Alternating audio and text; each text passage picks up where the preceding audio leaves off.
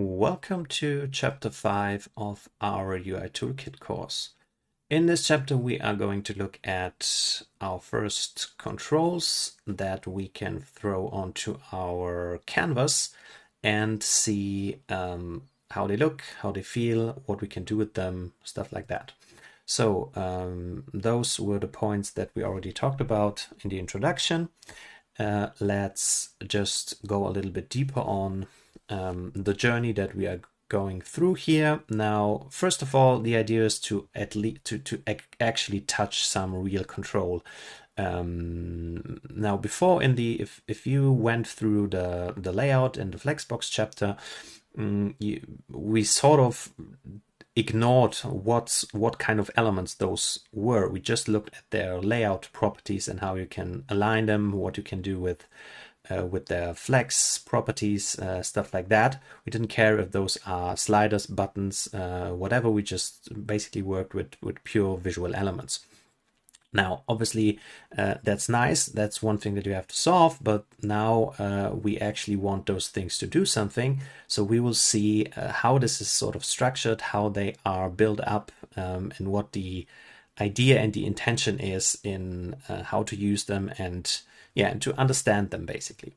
We are going to try to see what they are exposing and how to add some basic functionality to them. Like the most simple example is a button. A button is exposing some property or specifically some event that is, for example, called clicked. How can you do something with that? That sort of stuff we are interested in now.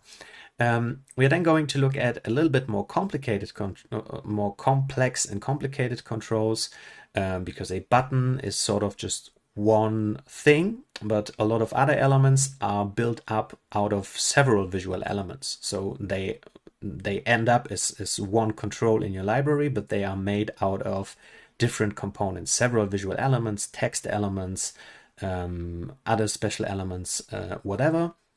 And they also then oftentimes expose other sort of stuff that you can do with them. Like, for example, a slider gives you a way to define a min and a max value, those sorts of things. We are then briefly going to look at a special debugger that is built in UI Toolkit, how you can actually use it, what it's good for, and how it can help you, because it can particularly also help you when you need to style your controls and you actually want to see what classes are on what subcontrols, because as you will see, you cannot sort of those built-in controls, you don't have in UI Builder, you don't have just access to all of their internal stuff.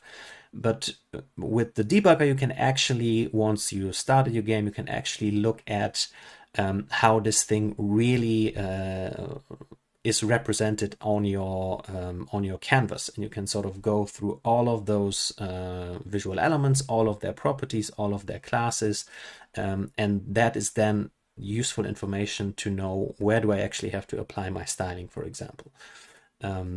Yes, and finally we will apply one of those. We will apply this to one piece of our course project and get a little bit of practice. So I hope that will be interesting, and see you in the first real video.